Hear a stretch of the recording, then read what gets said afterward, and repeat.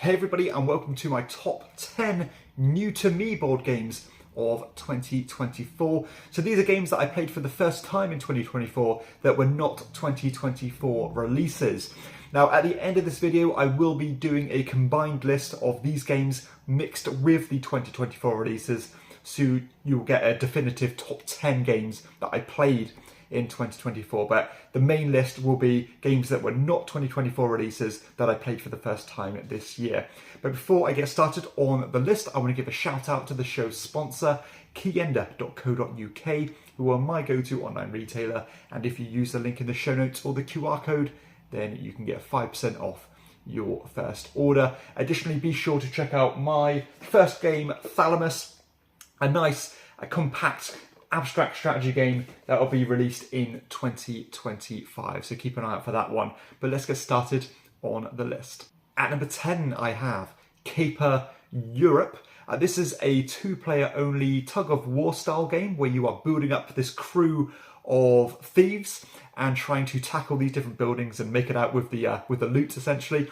I like the way that you can approach this game in different ways. So you can basically go all in on the tug-of-war system and score points that way. You can try and build up the perfect synergizing crew and score points that way, or you can even try and focus on this kind of little set collection mechanism. And I like the way that all of these are viable options. So despite it being at its core a tug-of-war game, that isn't the be-all and end-all in this game, and you can actually sneak around that and win in different ways. Wonderful art style, very fast despite how many decisions are thrown at you, and I can't really fault this one. It does exactly what it's supposed to do. That is Caper Europe at number 10. At number 9 I have Marab Buun, another two-player only game. This one is a hybrid I split you choose game with an area control thing going on here, as you are trying to populate these different areas on this board with numbers, and at the end of the game you're trying to have the highest sum of numbers in each of these zones to score that zone. But as the game goes on, you can increase the yield of points by investing it in different locations, as well as getting these commodities to give you little powers and extra points and things. A wonderful blended example of those two things, that I split you choose and the area control, I've not seen before, and this is pretty much done perfectly, as you'd expect with Reiner Knizia. And it actually feels very different to a lot of other two-player games, because normally they focus on that kind of lost city system or a tug-of-war system. This is a completely poles apart to those other games, and it feels so unique, and I adore it. So that is Marab Buun at number 9. At number 8 I have Match of the Century, another two-player only game. This one certainly a cerebral design. It's a card game that kind of represents several games of chess, and you are playing these cards to try and win multiple games by having the highest number, but you are often incentivized to lose games, because if you lose a game then you will get quite a powerful ability that can set you up well in the future. So definitely a strategic design, a game that's all about trying to see it through, and it's a long-term thinking game rather than short-term objective fulfillment.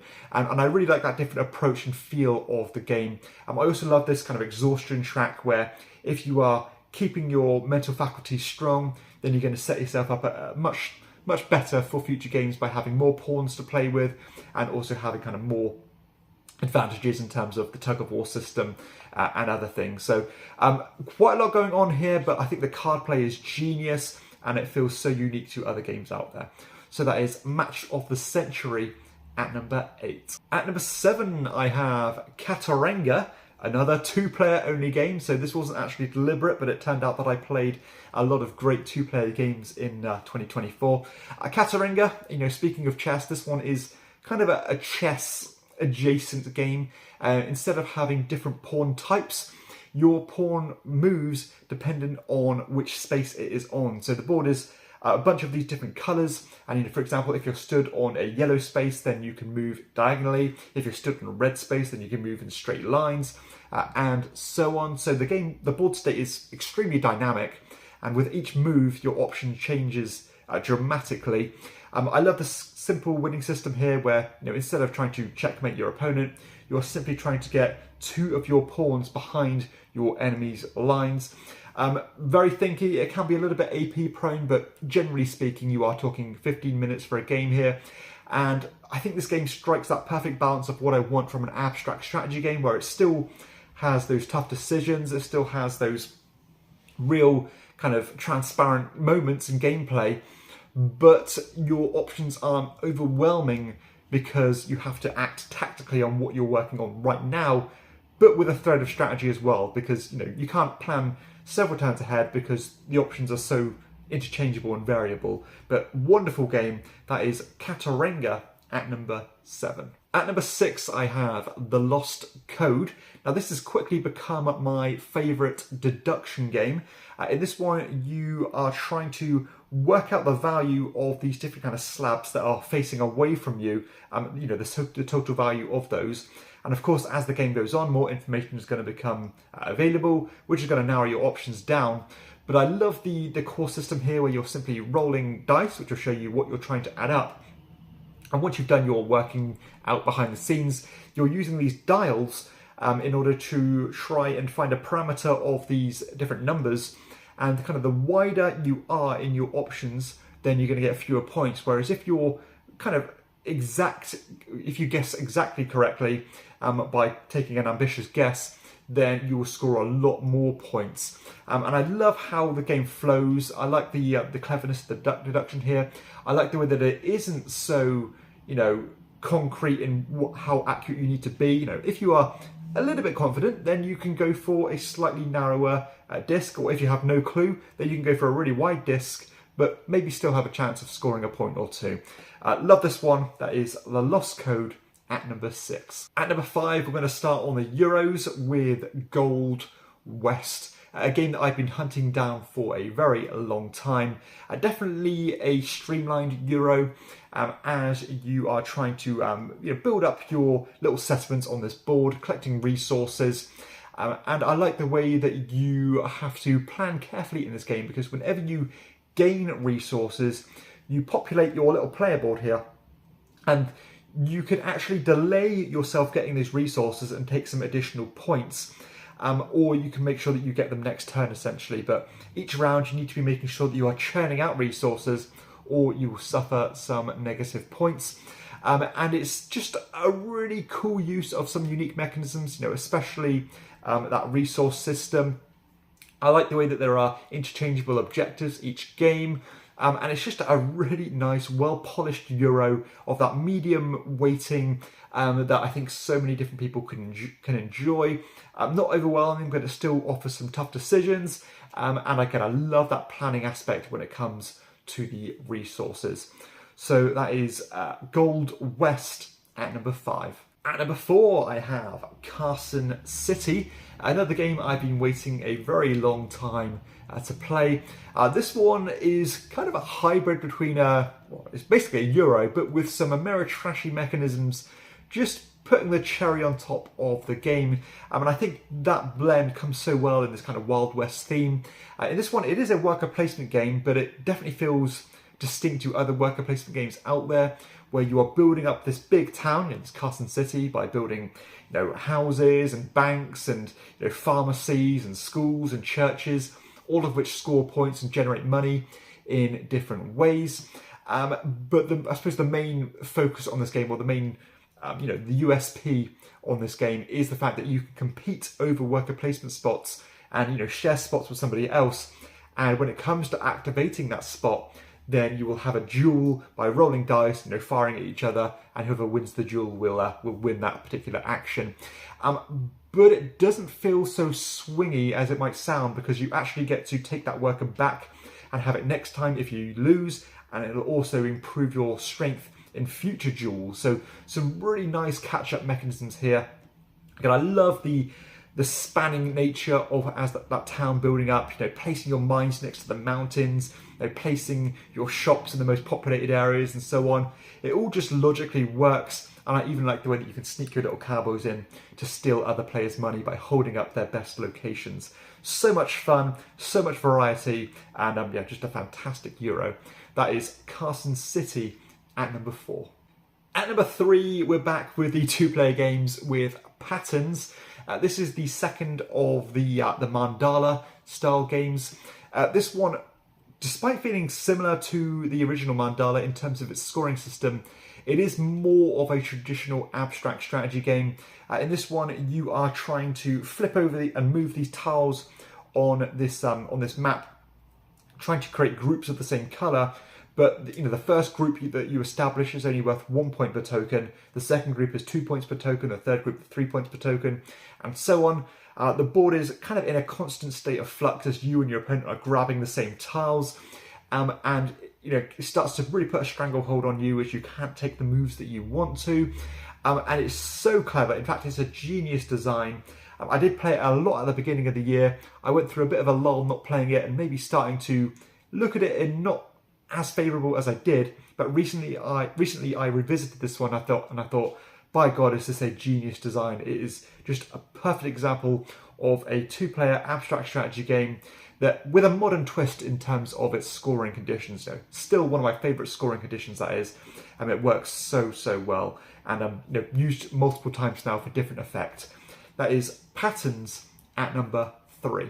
At number 2, I have The Veil of Eternity.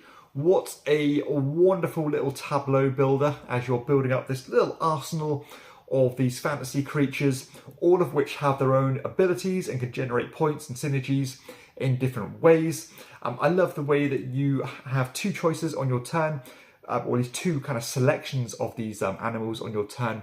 Now, you can either use them to obviously play them, you can add them just to your hand, or you can trade them in for currency, which of course you need to pay for other cards with.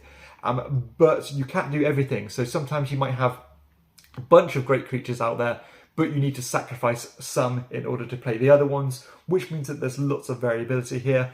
Some of the synergies between these characters is just fascinating, as some might say, we'll gain this currency, and then this character might say, we'll change this currency to this currency, and then this character might say, we'll change this currency in for X amount of points. It's a racing aspect, as you're racing to get to, I think it's 60 points. Just so streamlined, so well designed, no rough edges at all. Every game feels different, every creature combos differently, and it's just balanced like on a knife edge, just how well this game is put together. Cannot recommend it enough. Easy to play, but still has so many satisfying moments. That is The Veil of Eternity at number 2. And finally, at number 1, I have Jiraku. So this is an area control game with a little bit of trick-taking involved, and it's kind of a loose example of the trick-taking mechanism, but it is just that. So this one, you are trying to compete over these different regions in kind of feudal Japan, but I love the way the game progresses, as in the earlier phases of the game, kind of this side of the board is worth more points, and you have to kind of migrate left as the game goes on to start following or chasing those points. But it was all held together through this card system where you can either use these cards in order to kind of spawn new troops in certain areas, or you can use them as action points in terms of moving your troops around or slaying your enemy's troops and so on. But if you end up winning the trick for that round, that particular location will end up scoring points. So sometimes you might win the trick on a card that doesn't actually advantage you because it might grant points to somebody else. So very clever in that respect. Lots of layers to the gameplay here. Very clever hand management. Definitely kind of a minimalist style game, as every kind of placement of each of your troops is of paramount importance. Just kind of almost an elegant design, faultless in the way that everything is held together. And I think it's almost like a perfect design in the way that everything is put together here. So clever, so unique, just a beautifully designed game that I could not recommend enough. If you like trick-taking, you're going to love this one. I don't even like trick-taking, and I still love this one. It's definitely the best use of that trick-taking style mechanism that I've seen. And it's so much gameplay here in only around maybe 30 to 45 minutes to play. So honestly, top tier game here. That is Jiraku at number 1. So there we have it. That concludes the main list. Let's just talk about this list mixed with the actual top 10 of 2024. So if I was to splice those two lists together, I would put Castle Combo at 10, The Lost Code at 9, Gold West at 8, Carson City at 7, Terra Pyramides at 6, Patterns at 5, Civolution at 4, Veil of Eternity at 3, Jiraku at 2, and Rebirth at number 1. Hopefully you have enjoyed this video as much as I've enjoyed talking about these great games. If you have, please be sure to hit like and subscribe to the channel and check out my other videos too. But for everybody else, I'll see you next time on Chairman of the Board. Bye bye.